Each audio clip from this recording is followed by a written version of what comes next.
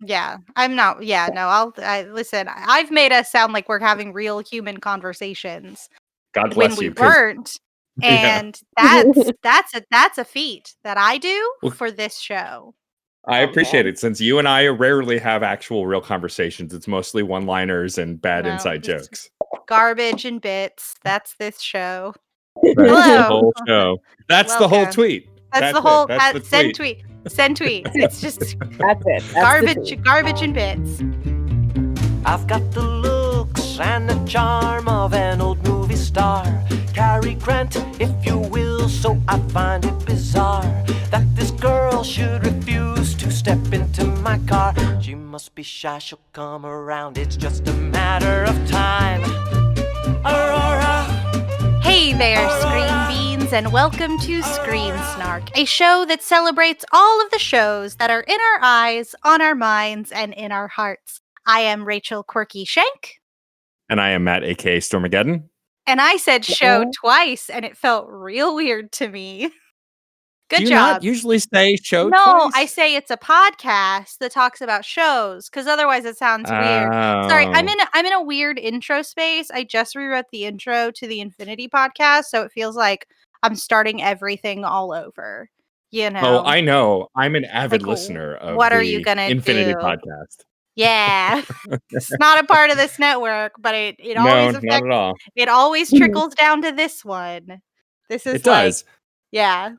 If like Patrick's YouTube channel is like his main thing, and then the Infinity podcast is like his like side piece, I guess. I don't know. I Uh-huh. feel like that's kind of the hierarchy of these podcasts for me, where it's kind of like Infinity podcast just informs the rest of it. And then I'm always Uh-huh. talking about that project on this project. Like Patrick is always talking about his projects on our project. It's just Patrick all the way down.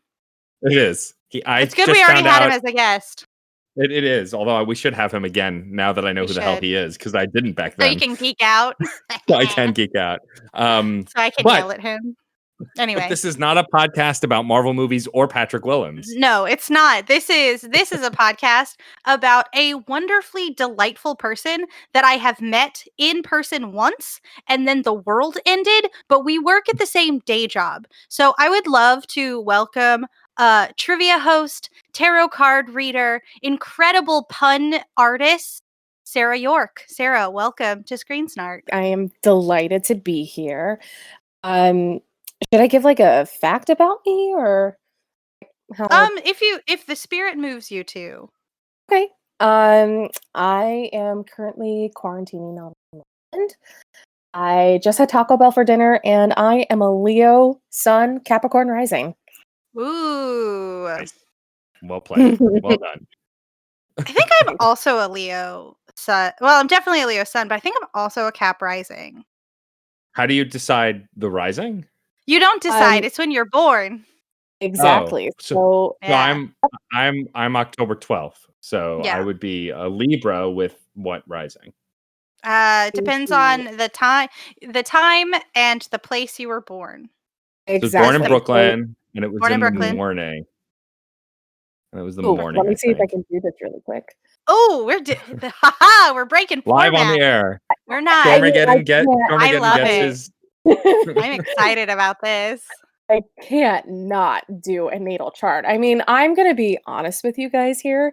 My niece is a year and a half old, and you can bet your bottom dollar that as soon as I got the date and time she was born, I ran a birth chart on her. So she is Amazing. a proud Sagittarius sun, moon, and Scorpio rising. Thank you very much. Ooh, very nice. Yeah. So the birth charts deal in like where all of the planets were at the time of your birth, not just the sun.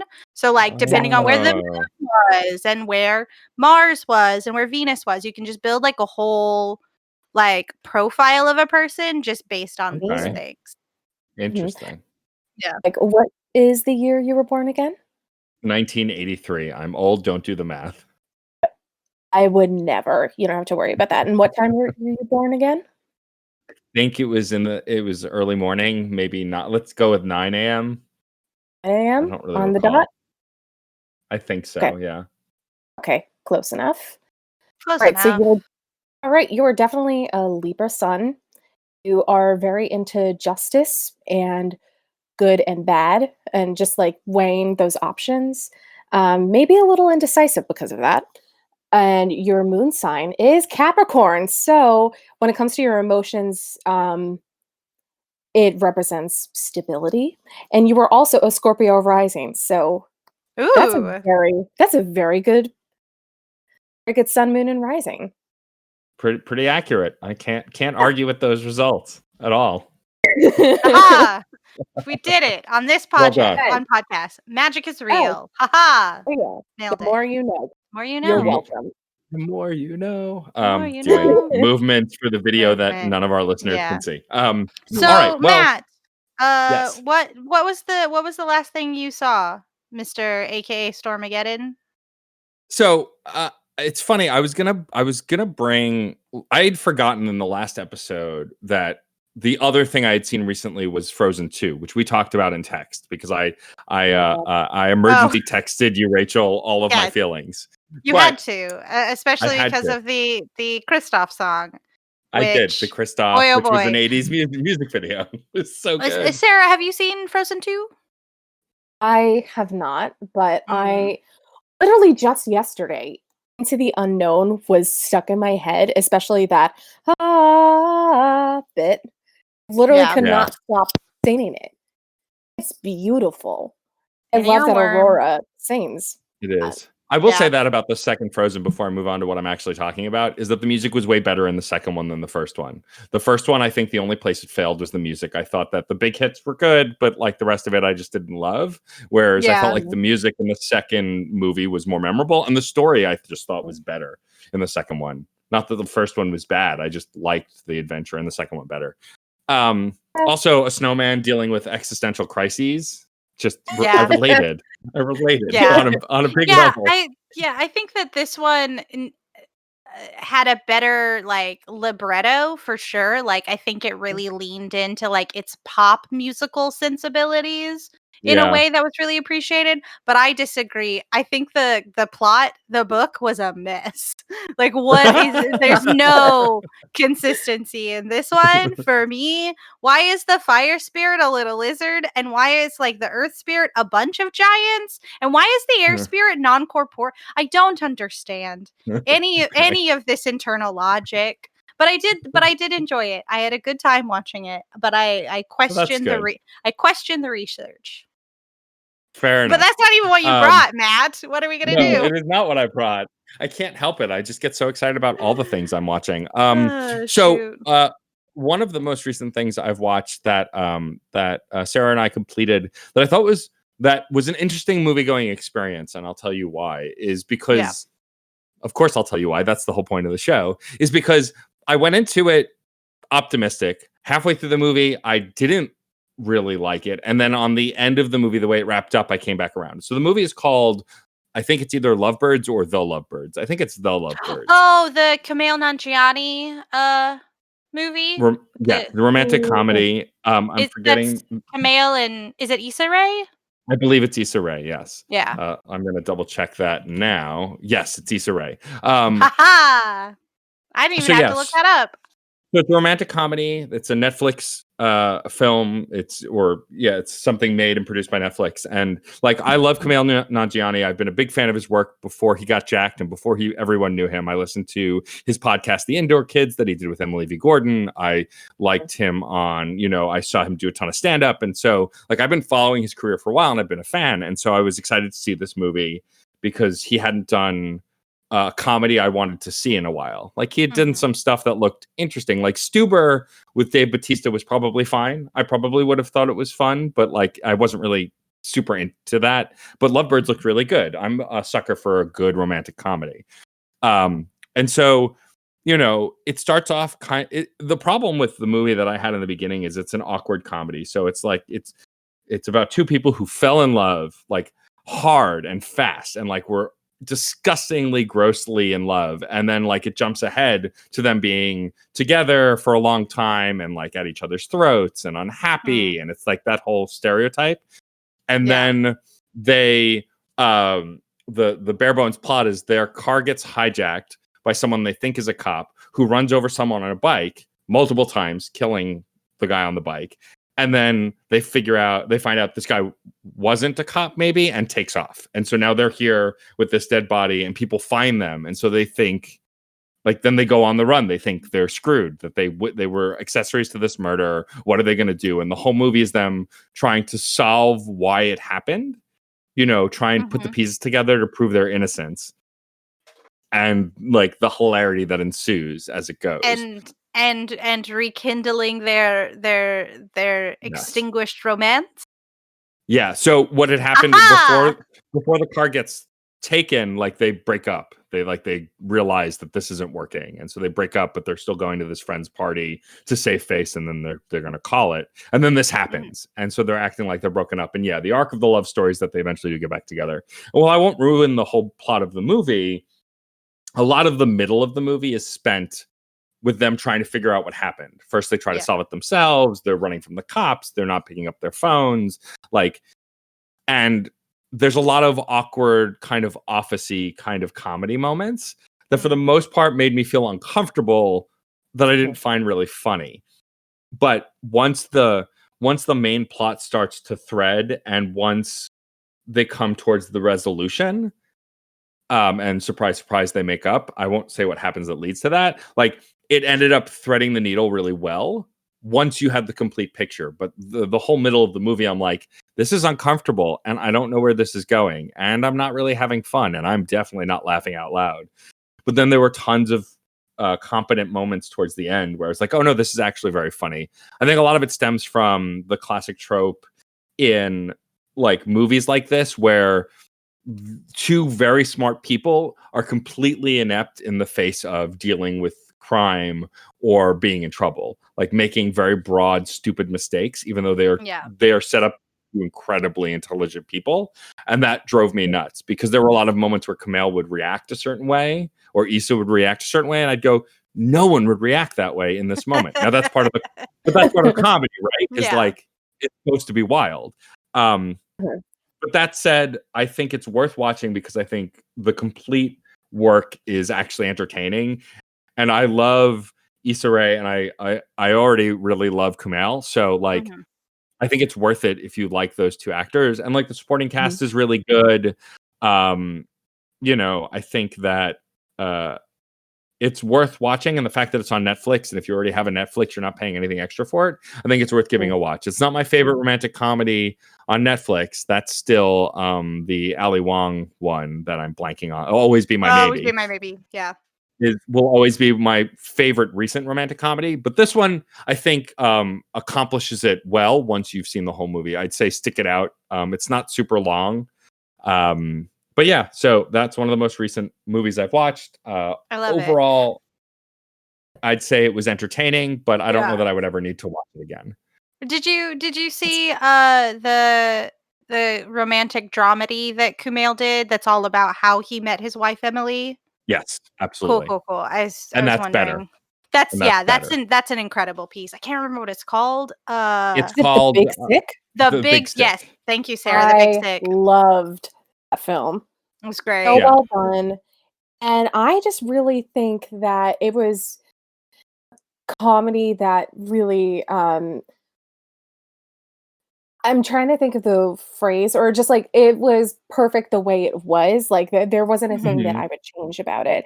And it came from two individuals who lived through that and were able to, I think, like, connect with a whole group of people in a grayer audience. And I really think that's a comedy that, like, 20 years from now, people will reference back to. And I think it will withstand the test of time, because in a way, it also, I think, can help people relate if they have chronic illnesses, because that's something that I feel that is being brought to the forefront, rightfully so, whether it's chronic pain, fibromyalgia, or mental health.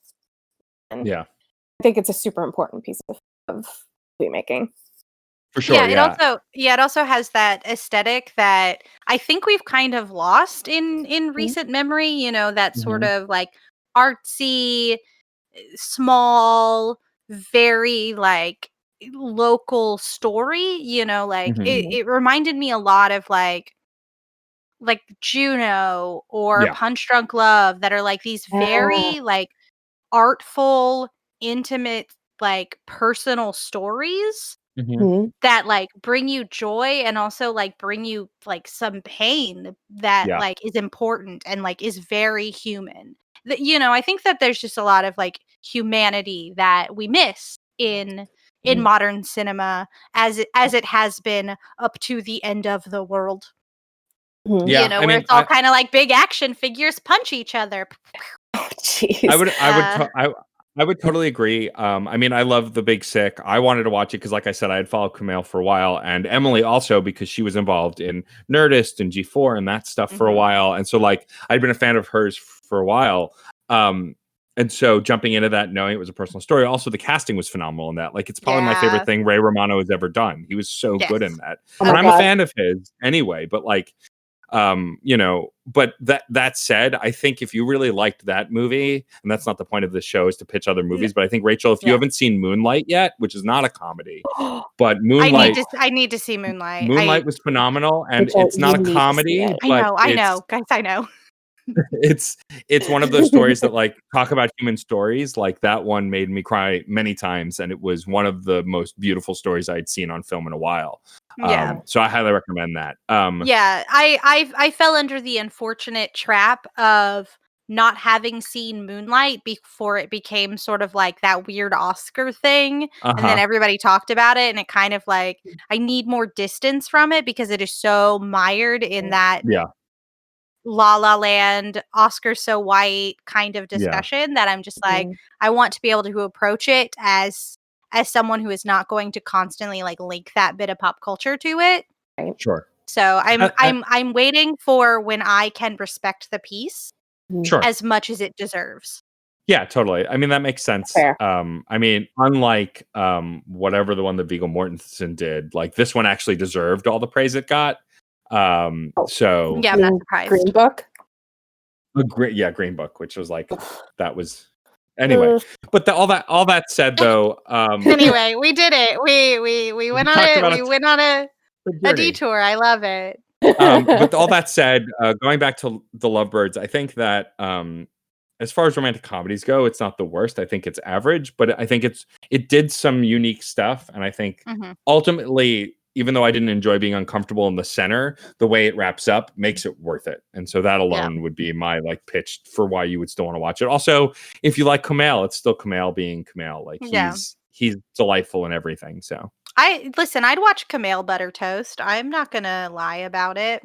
well, I especially think now, like it was very weird as a man who was not attracted to Kumail before. Not that he was unattractive before, but then those shirtless photos came out and I went, "Oh, I'm a whore." Okay, I understand now. I get it. Listen, Camille's a comedian, and boy does my trash heart love comedians. It's true. But we won't It's talk true. about my mid-20s. Not on this show. It's fine. Don't worry about it. No one we don't need to talk. We don't need to think about it or talk about it or recall it. It's fine. Okay.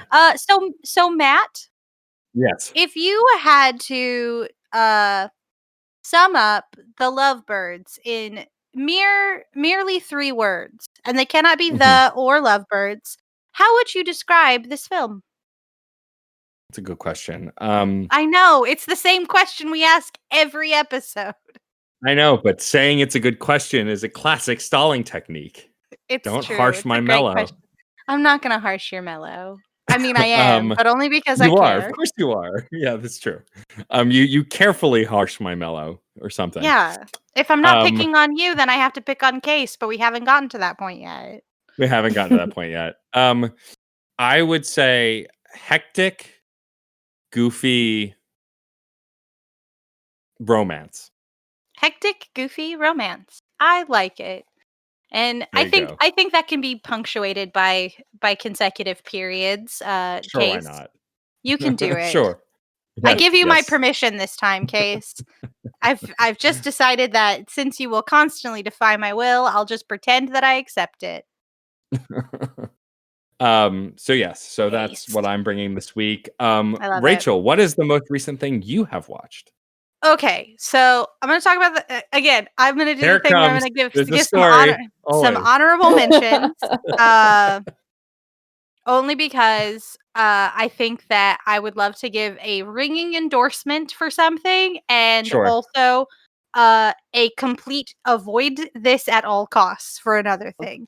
Okay. Crap. So I will say, as sort of like part of, I'm sorry to bring up the Infinity Podcast again, but as Fine. sort of a thing to do, since Marvel's on pause, we watched a couple films that were Oh, premiering yes. digitally, I know where to sort of, see the I know where this is landscape going. of cinema right now as we're all inside, kind of trying to figure out how we consume. So we watched Da Five Bloods, Spike Lee's latest film, and we watched Artemis Fowl, the book that got turned into a movie about a kid who's a Bond villain.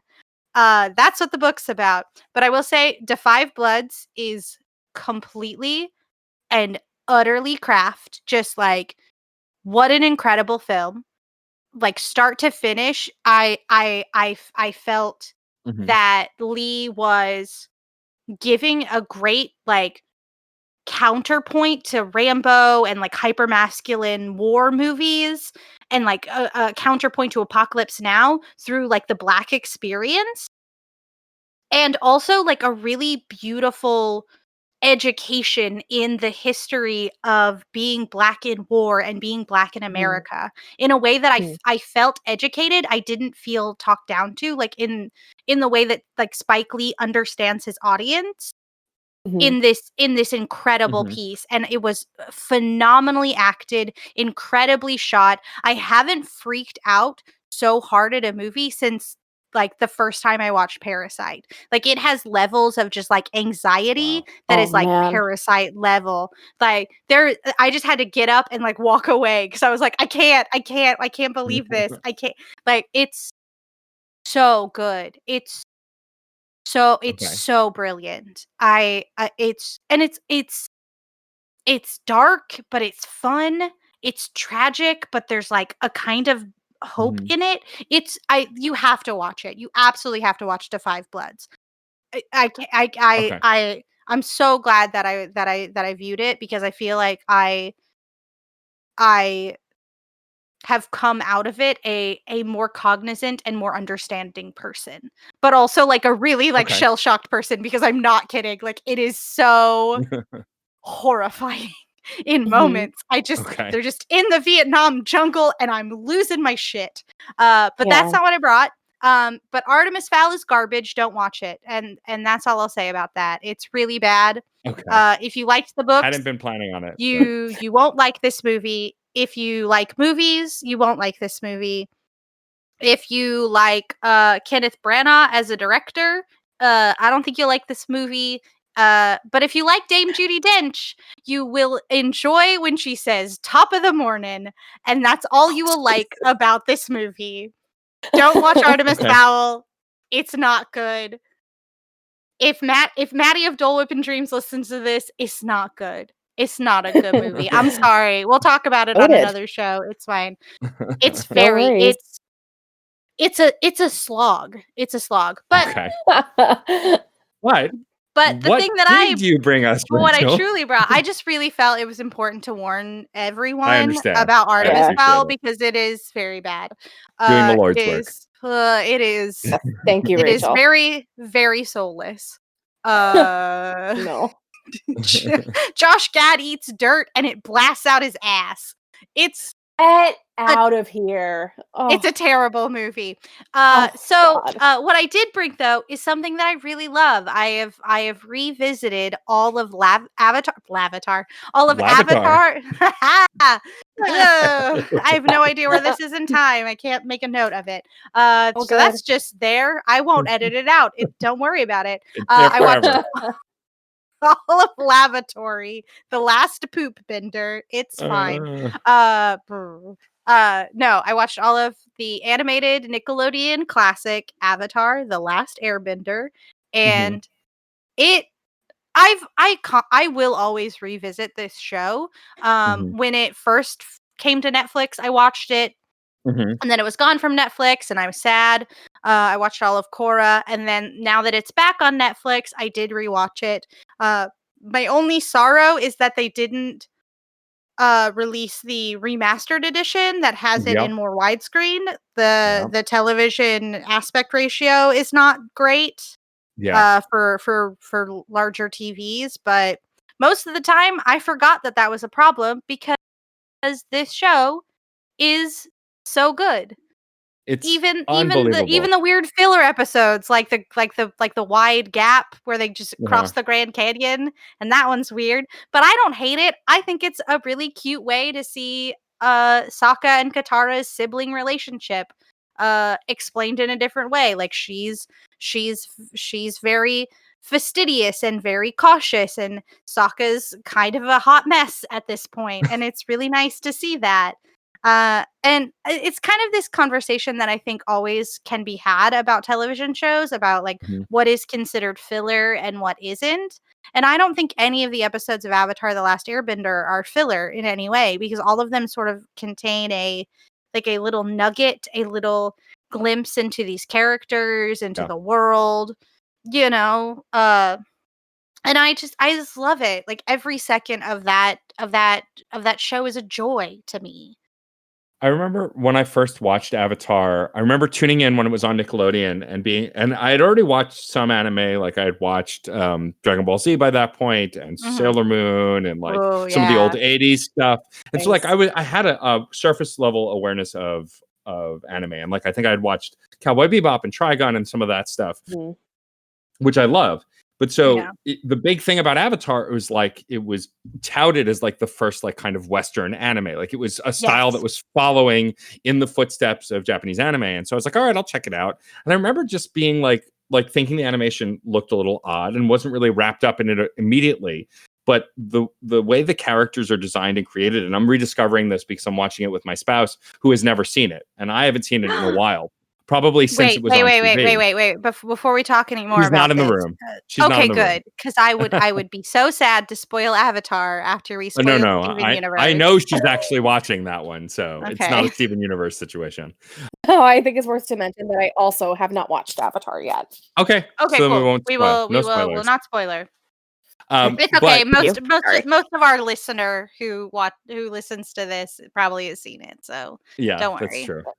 Okay. Um, Uh, but yeah, they'll so get it. revisiting it through Sarah's eyes, it's interesting because she's asking questions about the characters and like looking at certain things, and she's on board. Like she wants to enjoy it. Like in the first episode of Avatar, this isn't really a spoiler. You meet Aang, who or Ong, if you want to piss people off. No, it's Aang. It's It is Aang, Aang. you son of a bitch. It is Aang. Don't When you you first dare. meet Aang, he has a air bison that like is only swimming, and he keeps saying it can fly, but it's not Mhm. flying; it's swimming. And Sarah's like, "It can't really fly, can it?" And I wouldn't say anything because like half an episode later, he does fly, and it's majestic Yeah. and it's amazing. By the way, favorite character is Appa. I just because I want one mostly. I Yeah, just want one. Appa's so sweet. He is. Get you a pet that's Appa. Yeah. The beautiful, lazy, incredible sky bison Appa. Just Um, get one. Hi, Bison. Yeah, sky but bison, That's interesting. Sky a big Bison, flying bison, and they ride it's around on amazing. this big bison, and they go around the world. This cartoon is Oh my God. amazing. It is. And like Yeah, I think what's really great is there's this level of innocence with it that's really Mm, beautiful. Like yeah, Aang goes very love quickly that. from like defending people that he knows he has to defend to wanting to Mhm. slide on a penguin's back. Like yeah, it's very full of joy and wonder, but it's still not afraid to show growth. And like um from the first time that even the Fire Nation's on screen, like I'm already anticipating all of the fun stuff to come and the growth and the way the show is, mhm, Mhm. especially with Uncle Iroh, like Sarah knowing nothing about him and the arc of the characters. Like I already like felt the warmth of where the show goes, yeah. and that's Oh, really exciting to revisit. Iroh's the boss. He's Are you just the best. kidding me? Ugh, just this. I I love so much how full every character is in this. You know, like Yeah, there's not a character that you meet that's sort of like weirdly one dimensional or like right. boring to look at. Like Mhm. every single one, like you'd think that their waterbending teacher at the North Pole would just be this like constant stick in the mud, but he has a tender backstory that like makes you feel for him, and Yep. like it's so wonderful how much that show operates on well-rounded characters and finding ways Yes. to empathize and understand all of them. Yeah. Exception being Fire Lord Ozai. Like I think he's the Mhm. only exception because like Yeah. you don't want to empathize with him because he's the big bad, but like even Yeah. his character has a lot of like interesting depth and also voiced by Mark Hamill.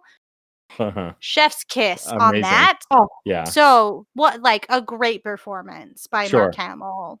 Yeah. Uh Well, it's I funny, love like Mark Hamill. oh, no, hmm? go ahead. Oh, I just said gotta love Mark Oh, Hamill. you He's do. the Like best. Absolutely. Oh, doing yeah. doing doing such a good bad guy in this one. Always. But, like, Yes. it's funny you bring up the growth arcs and, like, how the different characters change, except for one, like, coming off of, She-Ra so recently, and She-Ra being so full of so many great arcs, and, like, even the bad guys having an arc, even the big bad who comes later having some sort of an arc, like, it made me like, when in that discussion, I talked a lot about how, like, cartoons don't do that. Until now. Like we talk about Steven Universe and She-Ra and Gravity Falls, but it's not true. Avatar and No. Korra were doing that also, but it just wasn't. I don't think it gripped in the same way these shows have, and it might have been. And I don't know quite why, but I know that now it's getting gripped in a different way, or maybe it's just because social media wasn't the same then as it is Yeah. now. I think I that's think part of it. maybe a lot of it is because Avatar was kind of the forefront for Mhm. animation that wasn't just like trying to sell toys like after sort Right, of like that big sort of like 80s push of like the Transformers are always going to sell new play Mhm. sets and the My Little right, Ponies are always going to sell new accessories and like sort of moving through that. Like and then you yeah, have things like Batman the animated series, which I think was formative for a lot of the people that ended up working on stuff like Avatar for sure. and She-Ra and so on. And like all of a Mhm. sudden, like people with vision trying to come and make something great that's animated. And I think Mhm. that Avatar's kind of that first push where like we were allowed as adults to engage in an animated series and not have to feel weird or bad about it Right, because it like was it was it was a piece that's like no, this is the journey of a beleaguered boy who has to save the world but refuses to lose his joy, yeah, like and absolutely. that's such an Mhm. incredible story to have out there. Like we always talk about important male role models for kids, and I think Mhm. Aang is like Absolutely. number one case in point of just like Sure. you've got responsibilities and sometimes what you Mhm. have to do is tough, but you can do the tough thing without losing your soul and without losing like what you feel is morally right. I It's For think that sure. beautiful. Aang is so important. Like he is a foundation. Like Aang walked so Steven Universe could run, you I would know? agree, totally. Oh, Well, and, like, also, one thing I rediscovered even it's just we've only watched the first 3 or 4 episodes, me and Sarah, so Oh, we're still in the beginning of Sokka's it. still such a dick. But, like, that's the thing is, like, even in the earliest episodes, before they found their groove necessarily, even though it was great from the beginning, is, like, all of the fight scenes are is the first time I think I really noticed in a cartoon that the fight scenes are choreographed as if it were based on actual martial arts. Like, Because they are. right. But like it's even animated in a way where you can feel the flow of it as if you were watching live actors. And I don't think there was Yeah. a lot of that beforehand. And so, and even if there was, it wasn't as It like was it was happening in animated cinema, not in animated right. television. And so like that thing, like even in the standard def, like the 4:3, not widescreen format it is on Netflix, it doesn't always look great, but those fight scenes always look awesome. They're Yeah. done so well. Like the first time Aang fights with his staff and he's using the wind to move it around. Like it looks so beautiful, and Yeah. it gets you so hyped in the way that like a good Saturday morning cartoon or like, fun cartoon would get you hyped. It's really awesome to see how well it's aged, and that like Sarah's bought in so quickly already, even though we're only in the first few episodes. It's really exciting. Oh, that's good. That's good. Yeah, no, there's a feature, not a feature, like a YouTube video essay that talks about like the martial arts that each of the four benders are based on. Like water Oh, is awesome. Tai Chi, and then earth is one that's like really based in being grounded. And you can tell Yeah. that when they were creating this like world, they were building the world out of all these different benders, that they were really like, what looks like a martial art form that could Right. move water? Like that's Tai Chi beyond all Right. measure. Like it's all like flowing through the motions and all of this. Sure. And then like the earth is like, so like you're steady, your knees are bent, you're like low to the ground. And then like with fire, it's like a more long range jumping kind of movement, like frenetic in the way that fire is. Like not only are these martial arts beautiful to look at, they are thematically on point for the elements that are being bent, which I think is so smart, considering that smart. this was for children. Yep. We can Yeah, make totally. good things for kids, and they're so We good can. that adults will love them too. Avatar. Correct. I'll take you to Correct. church on it. Don't think I won't. Well, before we wrap up our chat on Avatar, is there anything else you want to mention to our loyal listener? Thank you for watching Avatar. Go watch it again. It's so good. Or if you don't want to watch it in the weird aspect ratio, you probably shouldn't own physical media of things, but like maybe own this one. Maybe own this one. Yeah, I would Maybe agree own with this that. one. Like it's worth it because it's so good. Just like if you just go, if anything, just to watch that Ember Island episode where they watch the players that do their journey as a show, it's so good. It is. That show I is love so good that they got away with doing an entire episode that just recaps the entire series with like fake actors. It's great. It is great.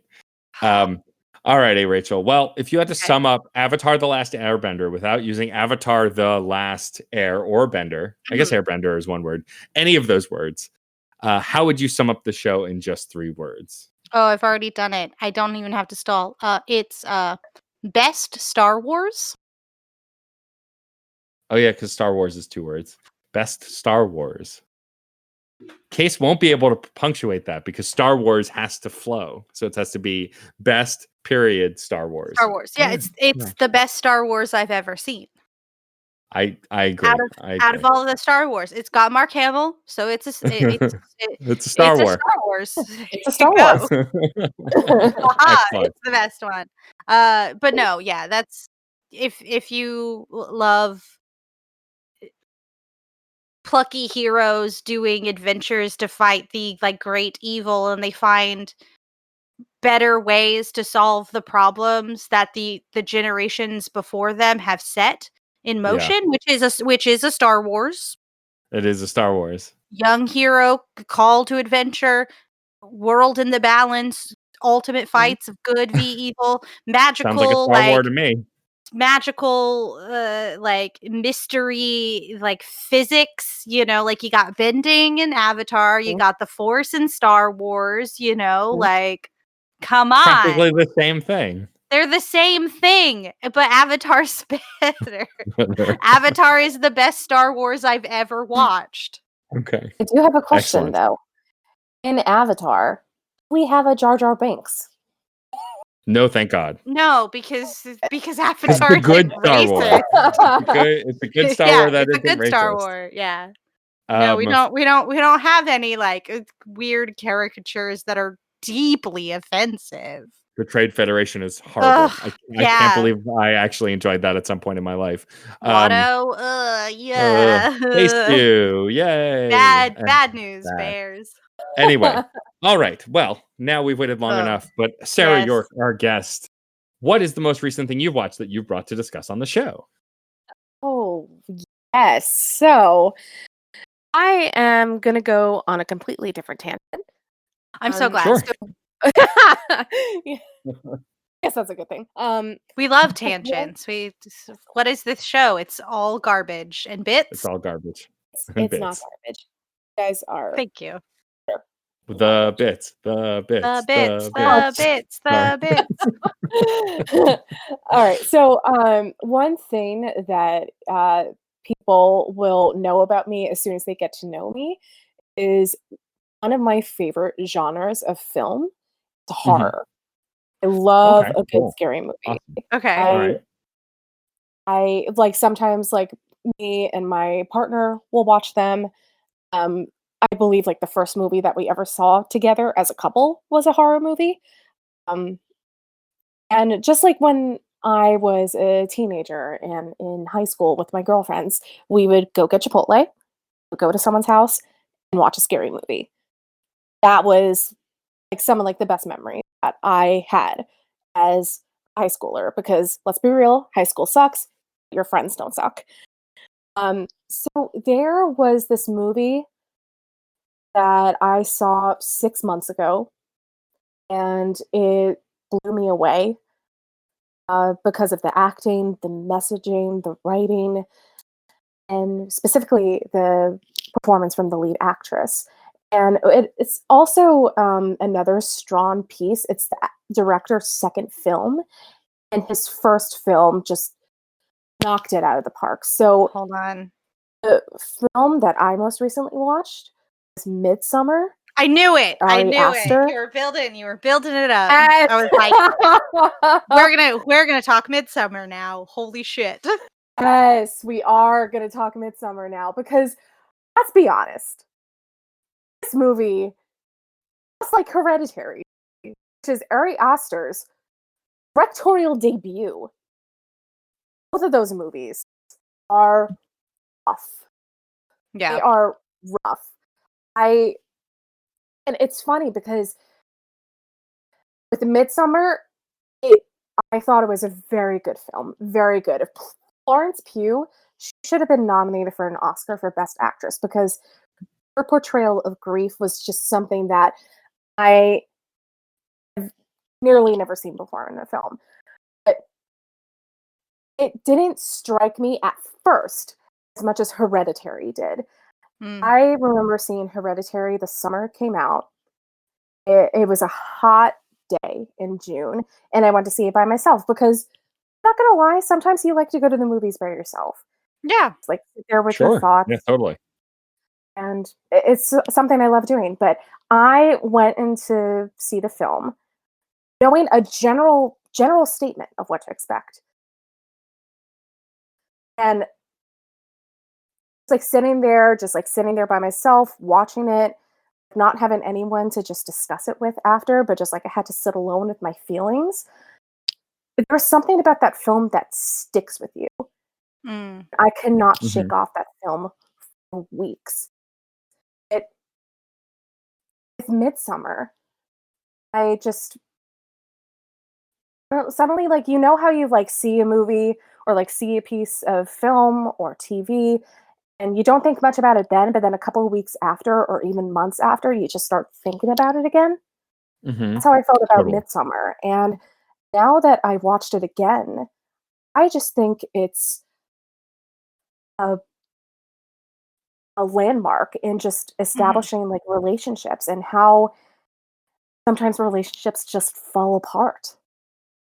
Yeah, I do recall that in the discussion about both of these pieces, the director said, "No, Hereditary is a family drama, and Midsommar is the story of a breakup." And I think like coming from the position of what is the emotional heart of this, and how do we show the fear of that heightened is quintessential horror.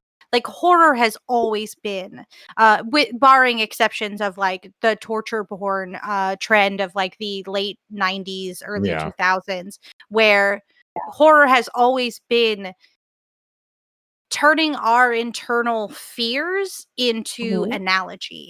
It's why it's so interesting when you look at what is scary in America versus like what is scary in like places like Great Britain, because like America when you watch an American horror movie, a lot of the settings are in rural spaces, very wide Mhm. open, Mhm.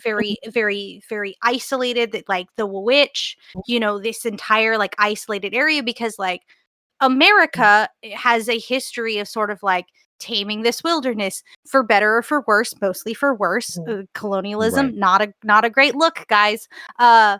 But like in England, a lot of the internal fear of that zeitgeist has more to do with like urban areas, which is why Mhm. you see like that dark urban fantasy, because like they were Mhm. dealing with Jack the Ripper, and all of a sudden like all of Mhm. this like industry was moving forward, and so much overcrowding, and there's so much horror in urban spaces in Britain versus America, which is all rural spaces. Because that's what horror should be doing. It should be highlighting our human condition and making us sit with it and deal with it.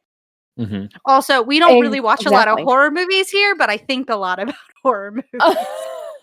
Yeah. I feel like Yeah. I I feel literally like haven't seen either of Hereditary or Midsommar because, like, I'm such a What? tiny sensitive baby.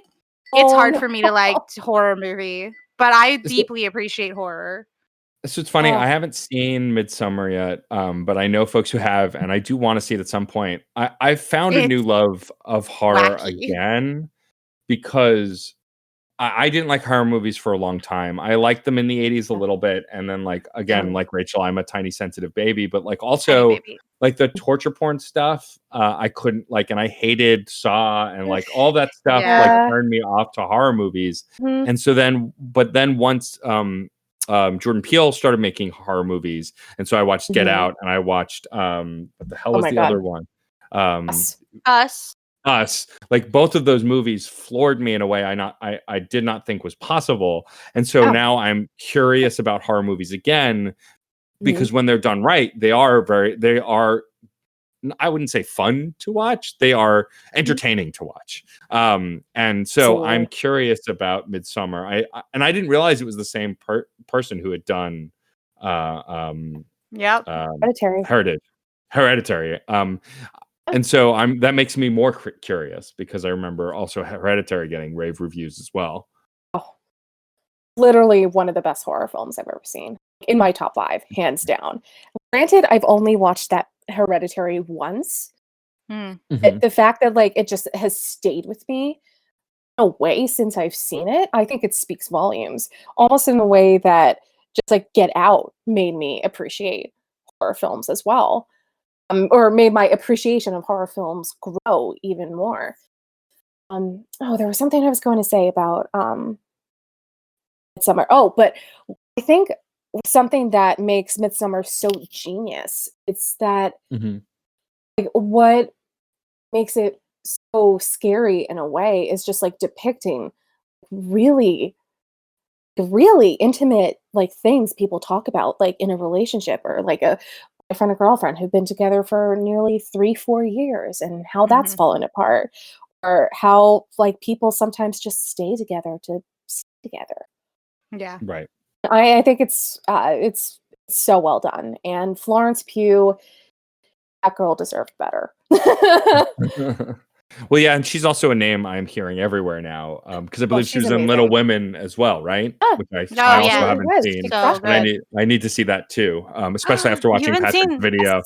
I you haven't haven't. seen Little Women? Oh, it's I Oh, it's my so so spouse saw it good. without me, so I have to good. watch it on It's my so own. good. Yeah, just get a blanket, wear a sweater, drink Some some It's on tea. my list. tea. Um, That movie's great.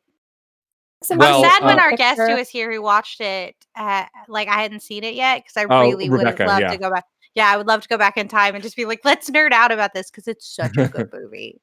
Oh, Uh, that but girl, like, yeah, is amazing. yeah, I definitely did the thing, and maybe this is like bad cinema etiquette. I did read Oh. the synopsis of Midsummer because I was Uh-huh. deeply Oh, curious no! about what happens in it. So like I've pre-spoiled it for myself, but again, I'm a tiny sensitive baby, and like knowing what's gonna Mhm, happen is not going to mhm. affect my reaction to it. But Right. Yeah. mostly I'm just like, holy shit, they're gonna do that to a Yeah. Yeah. yeah. So Yeah. yeah, like being like emotionally prepared for it and like sort of a content warning kind of way makes me a little Yeah. more like ready to like dive into it. So I've also said, oh, go ahead, Sarah. Sorry. No, you're good. In a way, I almost see a parallel with that, like knowing what to expect and like preparing yourself for it. Because the first thing that I thought of was Sixth Sense, because M. Night Shyamalan, instead of like going right into it, he tells you what you're going to see and then builds the suspense. As soon as Right. kid says, "I see dead people," you know you're going to see dead people, and just like the thought alone there is terrifying. Yeah. So, Rachel, I mean, if you need someone to be your support during while you watch Midsommar, I'm happy to be that person because it's just so good. yeah, And with that, I think watching Hereditary would be good too. yeah. Yeah. Maybe when the outside is less scary, then I can True. deal with the inside that's scary. But for now, I'm just like I'm gonna watch Fluff, and then I'm gonna be surprised by like a Spike Lee movie and how good it is. Yeah. So do you have any other thoughts about Midsommar, Sarah? About Midsommar, if you haven't seen it, watch it. However, if you have not seen any of Ari Aster's films, only watch Hereditary first and watch Midsommar. Know going into it that watching those films, it'll be very rough, but they are genuinely outstanding horror films. I love that. Sounds great. So Sarah, if you had to sum up Midsommar using just 3 words, 3 little words, and none of the words can be Midsummer. I'm sorry, we can't because like that's a gimme. How would you describe Midsommar? How I would describe Midsommar? I would say crying, dancing, there. Crying, I know it's not dancing, really bear? there. Bear. Crying, dancing, there. Cool. 3 separate Got it. words. Periods All right. after. I love it. Yeah, Case already does that. So you did it in the format that Case likes. So There you go. Awesome. All right. Well, I'll keep those words in mind when I finally watch it. yeah, I'm sure it'll make a lot more having sense read the after. synopsis, yes, also agree. Yes, excellent. Well, thank you for that, Sarah. Thank you, Sarah. I always welcome, thank appreciate when you. the guests bring stuff that I haven't seen, because at the end of the day, I think we all try and like, we want the listeners to like go, oh, that's a thing, I want to go check that thing out. You know, at the end of the day, we're sharing the media we're consuming to recommend or not recommend, depending on your experience. Don't watch Artemis Fowl. Just don't. It's not a pleasant experience. I imagine Midsummer's probably a more pleasurable experience, and that one's buck wild. But at least it's a good, coherent film. And not this weird series of events that have literally nothing to do with its source material. I'm sorry, I'm very mad about Artemis Fowl. But what I worry about, Rachel, is that you're gonna go past the point of no return where like you overhype how bad it is, so then people want to see it because they're curious. And I don't want you to cross that line, because like then there's Listen, no I already told you the 2 good things that happen. Josh Gad opens his jaw and eats dirt, and it blasts out his ass. And Dame Judi Dench growls like she's Christian Bale and says "top of the morning." And those are the only good things about this movie. The only good things. I'm sorry. The only thing. It's okay. It's all good. Even the dirt eating, blasting out the ass thing isn't as good as you think it is. It's just like the concept of it is so weird that you're just like, okay, I'm down for it. But it's like horrible. Like it's weird and funny because it's Josh Gad, but it's like horrible because like the animation of it is real gross. Okay. So don't watch this movie. Or do. If you're into bad movies. I'm not your dad. Do what you gotta. Live your life. So in an attempt to transition to anything but this, Sarah, this is the portion of the show where we usually talk about our guests a little bit, find out the stuff they're into, how they came across the stuff they did. So Rachel's mentioned that you read tarot. which is a thing that I've always been fascinated by. And Mhm. I used to approach it as like a thing, like I don't believe in that, but I feel like that's too like one dimensional. Like that's not how Uh-huh. you should look at those kinds of things. And it's Mhm. more like, I don't Yeah. know that I understand it. And I'm always curious about it. Have you Yeah. been reading tarot for a long time? Is it something that you got into more recently? Um, yeah, so I'm happy that you asked this. I love talking about this. So, me doing tarot readings, it's actually something that I started doing more of since the stay-at-home order Okay. started. But before that, there were a couple of periods of time where I would go to seek advice through medium sources, Hmm. whether it be through tarot readings or other means. But I've always found that tarot cards were just always so interesting. And just like for me personally, I found them to be accurate for time. So I remember like in February of this year, I got a tarot reading done and it was very specific about the immediate next thing that would happen in my life. I'm like, Hmm. okay, sure, that'll happen. And then 2, 3 weeks later, it fucking happened. I was Wow. shook. And Sure. I say shook, but you have to know that I was literally shook. Mhm. And that just made me so excited and just like so like even more enthralled with just the world that tarot reading can bring. And when I got this reading, it introduced me to this deck that was beautiful. It's Pagan Otherworlds, Rachel, which I recommended to you. A So beautiful I bought deck. that. Oh, it's beautiful. Pagan Otherworlds tarot deck. If you want your first deck, definitely recommend the Rider Rate deck, which is um, really straightforward to the point. But if you want like beautiful pieces of art, then you can purchase that. But going back to tarot, it's used as a means of divination. Hmm. Um, used from mid 15th century. I'm just going to the Wikipedia page, just like help me Sure. get some more information. But it's basically cards that can help you more about your past, present, and future, or if you have a very specific question, the cards can help you with that. And there are cards split through the major arcana, which starts with the fool's journey and ends with completion with the world. Then there are Hmm. different suits that represent fire, earth, water, and air signs. And that is represented through wands suit, swords, the pentacles, and the cups. And each card has a very specific meaning, whether it shows up upright or Hmm. reverse. And just learning more about those cards and actually doing more cards helps you get more experience and helps ingrain some of the knowledge to you. And actually have an experience with my sister. I did a reading for her. As soon as I mentioned, she was like, "Get your cards right now. You're going to do a reading for me." And I was like, "Oh, not sure how I'm going to do that."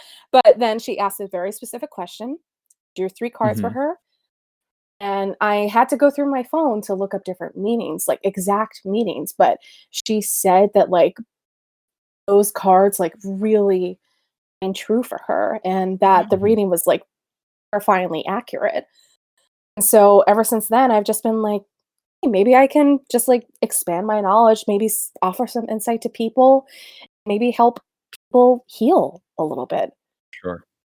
Yeah, that's something that I've always viewed tarot and psychic and whatever else that like Mm, people want to believe and look for faith mm, in the same way I treat religion, regardless of how mm. I feel about it. If you can see Right. comfort in it without hurting anyone else around you, then I will never take that from you, even if I Yeah. don't believe it, Exactly. even if I'm a skeptic, because Exactly. I feel like because you even said yourself when you got that tarot reading that ended up like shaking you to your core, you didn't believe it originally, and like I think the reality is if it's not hurting anyone and if it Yeah. helps comfort, especially during what we're going through right now, like it Oh, just makes sense. And I absolutely. think it's lovely that Mhm. you're doing it. I think it's also lovely that you said you weren't super into it and that the where we are now brought you closer to it. I think that's fascinating Yeah. and incredible as well. Yeah, I would say that uh even if and I don't want to like speak against anyone who puts a lot of like stock in the cards as like ways to commune with the spirits and the ways to divine Right. the future, but I'm Mhm. speaking to the skeptics right now. Like you can Right. use tarot without any of that. Like yes, it like is very powerful to think of this as a way for some unknown entity, be it spirits or Mhm. the universe or gods or angels or whoever, is like trying to Mhm. talk to you. And like Mhm. I subscribe to that. I think that like there are energies in the world that like we can tap into if we are just open to it, because like Mhm. otherwise like how do we have sentience and consciousness and Yeah, stories and all of these absolutely. beautiful things? Like I believe in the animus of our Mhm. world. Mhm. uh but even if you don't, and I've approached tarot as someone who has been very skeptical of it and someone who has like found meaning and like some form of belief in it. No matter Mhm. Mhm. what, you are given 78 beautiful pieces of imagery that can start a Mhm. conversation. But I think that Sure. is what's really great about it, because Mhm. all of a sudden you're like showing someone a card and you're like, oh yeah, this has a lot to do with like a happy home life or something. And they're like, I'm Mhm. not sure about that. And it's like, okay, cool. Like, why doesn't this feel necessarily right? And then you kind of dig further into it. Like, well, also it could mean like some sort of monetary inheritance. And they're just like, ah, that's the thing. Because like, Mhm. not only is it like divining the future, but it's divination of information, of getting the Mhm. stories out of people. It's like Mhm. therapy with pretty pictures. And not having a medical degree. Like I would not say go to a tarot reader instead of therapy. Go to therapy. Obviously, go to therapy. Obviously, Yes. go to therapy. Yes. Holy Yes, socks! Rachel. I will never subscribe to just going to a psychic and not a therapist. Like No. go to therapy. No. It's very Yes. important, but it is therapeutic. Yeah, Because Yeah. absolutely. it sort of like shakes you out of your own ego in a weird Mhm. way, where Yeah. all of a sudden like you have a Mhm. card that's in front of Mhm. you and it's like, well, this is your present, and like you kind of look at it and go, huh, how would that, and you're making those little connections, and there's something Yeah. so Right. beautiful and Mhm. magical about your own neurons firing and like seeing the patterns in your own life presented in a very simple card.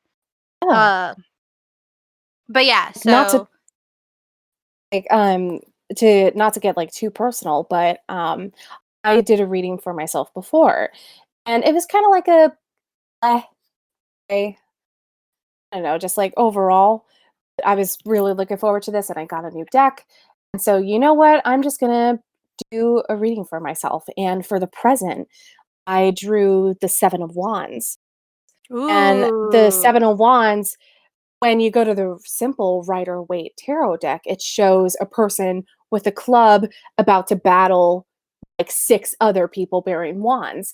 It doesn't necessarily mean that you're going head up to battle. When you look and take a deeper dive into it, it represents just relying on your own inner strength, displaying Mhm. a great amount of courage. And I think that's something that we, especially in the stay at home order, that we can take with us. Like, we have everything that we need mhm, already, and you just need to pull through it. Like, you have your wands, and you may not actually be like physically battling anyone, but there's an inner strength and courage in you that needs to shine. It's yeah. probably already shining. This is really great because I can bring this discussion back to movies. Because when I Yes. was studying tarot, I was having a lot of trouble trying to differentiate the Nine of Wands from the Seven of Wands, because they're Yeah. Uh-huh. both a little bit like facing like the trials and tribulations ahead. One is like the beginning of that, like batten down the Mhm. hatches, like get yourself together, like you're it's gonna be a struggle, but you're gonna get through it. And that's a Mhm. Seven of Wands. And then you got the Nine of Wands, which is like you're exhausted, you're almost there, like you've almost made it to like that 10, which is sort of like the rounding out of Yeah. your pips, you Mhm. know.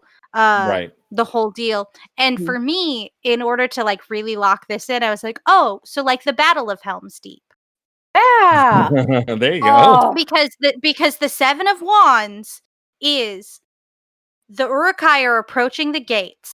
Like they're on the way. This battle is happening. And then all of a sudden the fucking elves show up and they're just like, there was a time when men and elves would fight together, and I've come to honor that. And you're just like, awesome. I have all I need. Let's do this. And they're like on the battlements. The Urukai are like banging and that's the Seven of Wands. That's the that Seven of is Wands. incredible. And then the Nine of Wands is the ending of that battle. The men and the elves have pulled back. A lot of Mhm. the elves' troops are dead. A lot of the human Mhm. troops are dead. It's bad. They've pulled back. Theoden has like Mhm. brought them into the main hall of Helm's Deep, and Mhm. he's like, "This is where we fall, and this is where we die." And Aragorn says, "No, ride out with me and meet them for death and glory." And they're exhausted and they're beaten down and they're staring down they're very oblivion, and they still fucking ride out. They get on their Yes. horses and it's like it's the best. And that's the Nine of Wands. When you're just like, I'm so tired, but I gotta just do it. Anyway, that's tarot cards Yeah. as movie references. Oh my God. Maybe I'll do more of them. But yeah, I think that's really great as a way to sort of understand Yeah. tarot, to Sure. like link them to things. You know, Mhm. Sure. Yeah. like the High Priestess reversed for me will always be Shadow Weaver from She-Ra, because Nice. like she There you is go. very powerful, very knowledgeable, but also like very secretive, very mysterious, very like against giving people the information that they need, not very supportive. Right. So yeah, it's great. It's great fun. But anyway, I just talked a lot about. I just wanted to bring it back to movies because this is what this Yeah. show's about. Uh, Oh, I think that's That's fair. fantastic. It's a yeah, very powerful allegory. yeah, Very and I powerful. think that's kind of what tarot can be like, in the Mhm. same way that Yeah. like our entertainment can be a window into ourselves and into the human Mhm. condition. That's Sure. that, but with like 78 pictures, like pictorial Yeah. descriptions of like the human condition. Yeah. And not only that, but one of the most powerful cards that I find in the deck represents something that everyone will eventually face, something that will come, like maybe without warning, but it's something that we can't proceed, and that's death. There's Yeah. Mhm. literally a card in the tarot deck representing death. And at first it comes up, you may get in a reading and you'll think, oh my God, I'm going to die. But no, death card is actually, I think, one of the most positive cards in the tarot deck because it's not representing death. In a sense, it's actually representing transformation and a new Mhm. beginning. Something in your life is coming to an end. You're going to be a better person for it. It's like, yes, that thing will die, but you're going to thrive way. Yeah. Yeah, and I also think it's really interesting to take into account like even non-English representations of death, Mhm. or even like the French translation of orgasm is the little death. You know, like Right. death is not something to be feared. Death Oh, is something that can be embraced. It's something that can mean the ending of something, but also the beginning of something. In the same way, like exactly. apocalypse isn't necessarily like everything's over, nothing goes on. Apocalypse is just something will intrinsically shift. And Yeah. what was will not be anymore, but Mhm. what will be is going to happen now. Mhm. Love Yeah. that. Totally. Mhm. Yeah, and I like that a lot of decks have like death as like sort of this like grim reaper character, but also like Mhm. there's a baby because like that's death. Like that's all of a sudden a baby's there because Yeah. yeah, it's just Now, the cycles. yeah, for sure. But now that you mentioned that, Rachel, if you are listening to this and if you feel intrigued by tarot, and if you don't know where to start, I recommend downloading an app called Shadowscapes. Ooh. It's a virtual like tarot deck application you can have on your phone. You can draw a card every day, but if you want to do like different virtual readings, you can do that. Obviously, you don't have to pay for anything, but in their deck for the death card, it's actually like it's one of the most it's perhaps my most favorite depiction of this card. But on the card, it's a phoenix dying and being reborn, Mhm. literally, in just a Yeah. field of flames. And I think it's the most beautiful representation of that because phoenixes are reborn out of the ashes that they just passed in. That's beautiful. Yeah. Also, Totally. the phoenix is ruled by the sun. So like you and I as Leos have a deep connection to the phoenix. Oh, yeah, absolutely. I'm all for phoenixes and I'm all for the sun, which I think is the most positive, life affirming Yeah, card the in the sun's tarot deck. great Yeah. because it's just like this is light and hope and warmth And and childlike joy, wonder and joy. I drew the happiness. sun for somebody and I was so excited for them. I was like, "Look at what you get now. It's this." Oh, It's great. love Uh that. but yeah. I have a Um curious question for both of you. yeah. Yeah. Bringing it back to movies, I like when we bring in artists and practitioners of a wide variety of things, asking about those depictions in movies. Can you guys think of moments that either were like in movies where like that's bunk, this is not how tarot works, or oh my god, this is a really good representation of the mystical or the otherworldly or just tarot in general? Because like Mhm. I I can't think of one. I mean, like my brain goes to when Yeah. talking about this kind of stuff to The Craft, which is a different level. It's not quite the same, but like, um, I'm just curious if you've had any experiences with a TV show or a movie where you're recently where you're like, oh, this isn't right, or that's really accurate. I Um have. yeah, go for it.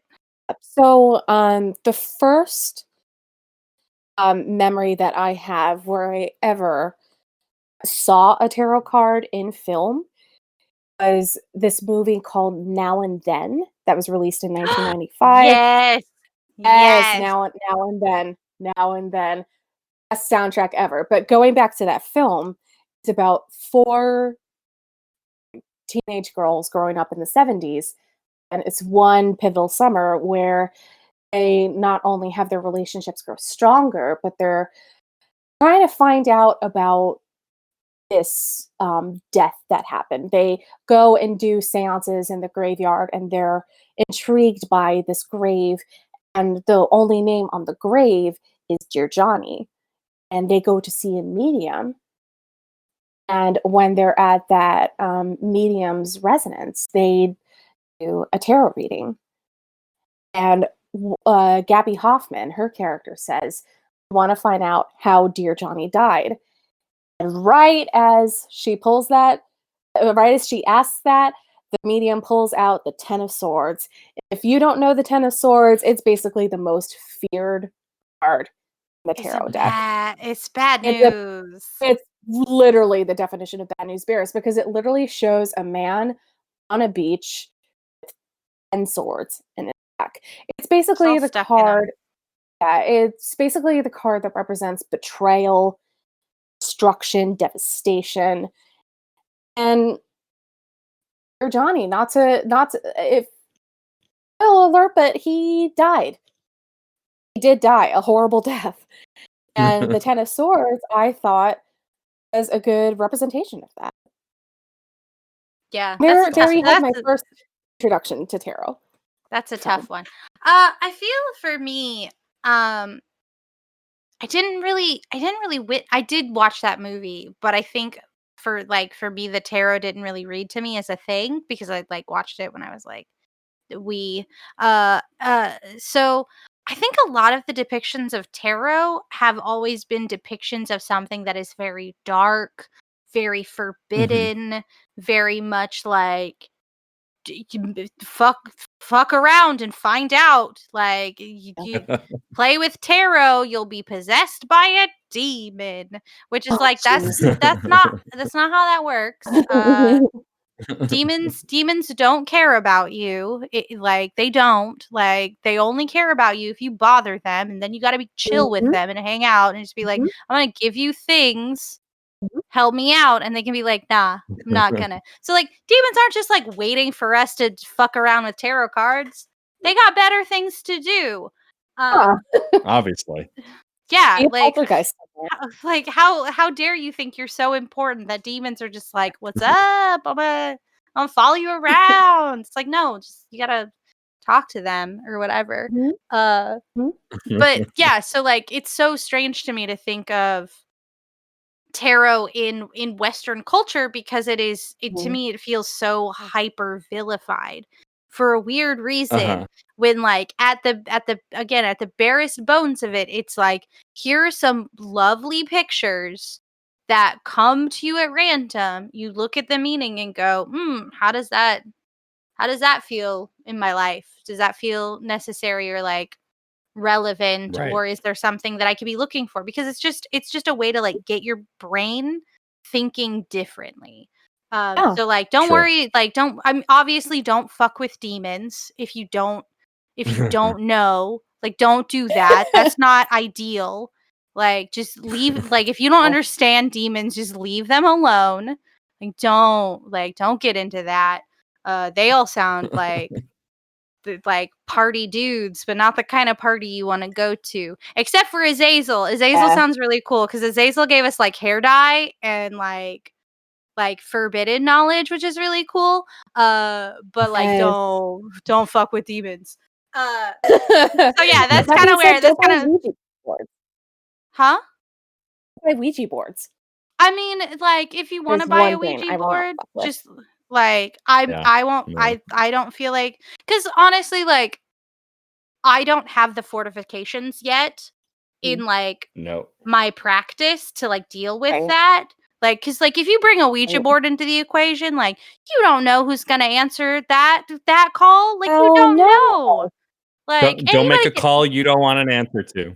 Exactly. Thank you. Like fuck with Ouija if you've got like all your fortifications. Like you are cleansed, you are protected, you are like ready for what's gonna happen, and you know your kill switches. You know how to like shut this shit down and be like, get out. Like light your cedar, light your juniper, don't light your sage because that's appropriative. But like you know how to pull out of the situation. Anyway, don't fuck with Ouija unless you're like fully ready. Unless you are the 7 of Wands, then you can fuck with Ouija. Unless, yes, I love how you brought it back to the 7 of Wands. I feel like excellent. I feel like we've all learned something today. Don't fuck with demons. Me. Don't fuck with demons. There's one lesson you have to take from Screen Snark, the educational podcast. It's don't fuck with demons. Don't do it. We love you, and we would like you to stay around. Please. Yeah. This was amazing. Sarah, thank you so much for being on the show this week. Sarah. This has been a blast. Thank you. Oh, I had a great time. Thank you so much both for having me. I hope we do this again soon. And we do have one final question for you, but before we get to that, we have some people we have to thank. Right. So, Rachel, if you would. Yes. First and foremost, thank you so much to John Presnell for the use of the song Aurora off the album Fair Game featuring Stefan Remble. And thank you to the incredible Katie Bug, who designed our awesome podcast logo. Yeah, it looks so good. Thank you to the Certain Point of View Podcast Network for being our family, for having our back, and for all of the really cool things that Certain POV is planning in the future. I'm personally really pumped for all of the stuff that's coming down the hatch. So like join us on the Discord server, Certain POV, find out what we're doing. Like we're cooking some weird stuff up to do for you and your enjoyment. Yes. You can find a permanent link to the Discord server on our website, certainpov.com. You can find Screen Snark on most social media. But the best place to get involved with this show and all the other shows on the network is through the Discord server. We are actually currently recording this episode within Discord right now. So yes, thank you, Certain POV. Check out all the new stuff coming out. We're also working on a bunch of cool new projects to hopefully involve the community more. So keep an eye out for that. Yes, please do. So Sarah, Yes. this is your final question. We never warn Right. people about it because that's how we roll here. Okay. So, I can do it this way. So you know how the major arcana follows an age-old story from fool to enlightened member of the world. It's very standard, you Mhm. know, and like every character you meet is someone that's like a tale as old as time, Mhm. living in the histories, all of that. You Mhm. could say that it is a bit of a trope, the hero's journey, yes? Absolutely. I agree. Very much popularized in the zeitgeist. And a lot of media does these sort of bits of shorthand. Mhm. So, my question for you, Sarah, is if you had to choose one trope that is prominently featured in film or television to instantly and magically become true in your life, what trope would you choose? Oh man.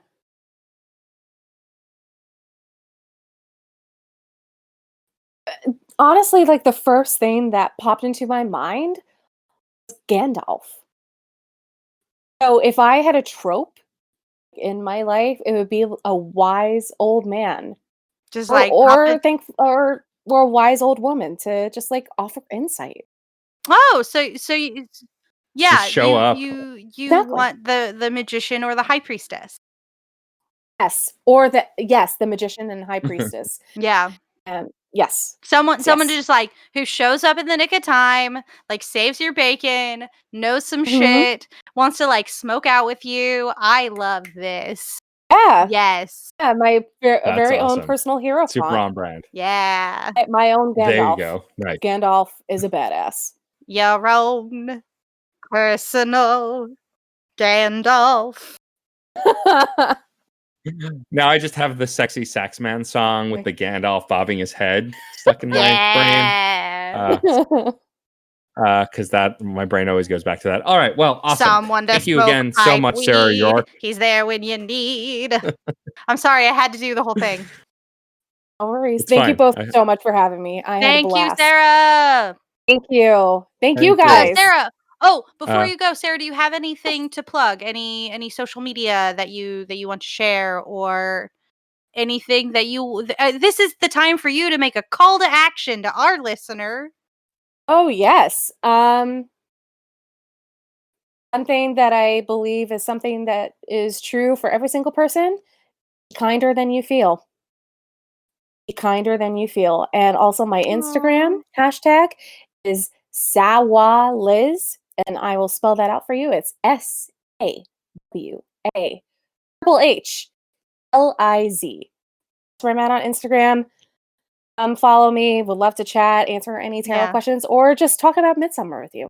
Yeah, really selfie game on Amazing. point over there, by the way. Oh, Uh, Rachel, your selfie game is even better. Thank you. oh no. That's true. My selfie is all cats now. It's fine. Aw. That's Matt, true. we have Champion, They're- he's so cute. champion. I know he's so good. Yes. He's sleeping right now, so that's good. He like Aw. loves to meow. Anyway, Matt, get us out of here before I we will. before I Thank- start raving about my cat. Thank you to my incredible co-host Rachel Quirky Shank. Thank you to my incredible co-host Matt, aka Stormageddon. And thank you to all of you, our loyal listeners. We love going on this ride with you. Thank you Yeah. for being a part of our cinema and TV conversation. We will see you at the movies or on a couch somewhere. Bye-bye. Bye.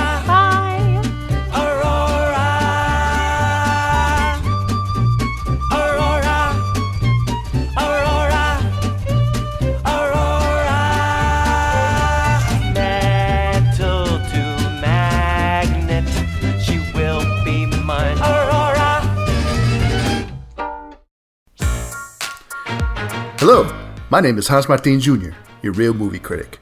If you enjoy discussing upcoming movie news, looking at new trailers, and reviewing the year's hottest movies, then tune in to... Hey, Hans! What? Are you doing the promo without me? Yeah, I am. How come? Because everyone knows I'm the better host of this podcast. Oh, it's like that, huh? You think you can review movies better than me? I don't think I can. I know. Oh, we'll see about that. This is... The Real Movie Critic versus... The Cine Guy. Mondays only at CertainPOV.com or wherever you listen to your podcast. We're also on Spotify and iTunes. You're going down, critic. Bring it on, guy.